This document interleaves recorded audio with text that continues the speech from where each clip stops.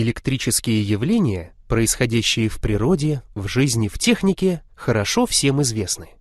Разряд молнии, светящиеся рыбы, огни городов и многое другое. Если зарядить два шарика от одной палочки и сблизить их, то шарики оттолкнутся. Если зарядить два шарика от разных наэлектризованных палочек и сблизить их, то шарики притянутся. В природе существует два рода электрических зарядов, имеющих противоположные знаки – положительные и отрицательные. Электроскоп состоит из металлического стержня, к концу которого прикреплены две тонкие бумажные полоски. Стержень с бумажными листочками вставляется в металлическую оправу, застекленную с обеих сторон.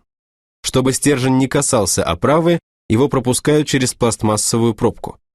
Если заряженным телом или палочкой дотронуться до стержня электроскопа, то бумажные листочки оттолкнутся друг от друга.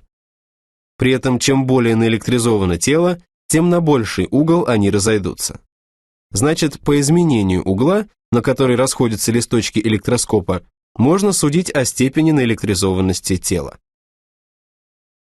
Явление, при котором телам сообщаются электрические заряды, называют электризацией.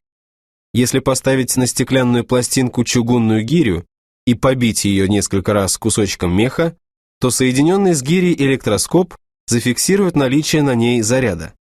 Заряженным окажется и кусочек меха, что можно установить, коснувшись им другого электроскопа.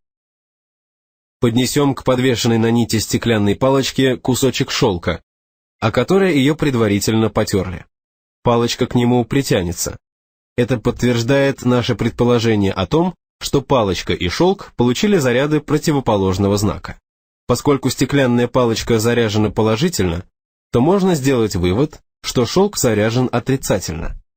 Будем считать, что одного эксперимента недостаточно, он может дать случайный результат. Проделаем другой опыт. К отрицательно заряженной эбонитовой палочке поднесем тот же кусочек шелка. Палочка от него оттолкнется. Мы можем сделать тот же вывод. Шелк заряжен отрицательно. Таким образом, в результате электризации, в которой обязательно участвуют два тела, происходит перераспределение зарядов. При этом электризуются оба тела, приобретая заряды противоположных знаков. Представьте себе, что вы не знаете, существует электрическое поле около металлического шара А, или его нет. Заряжен шар или нет, вы тоже не знаете.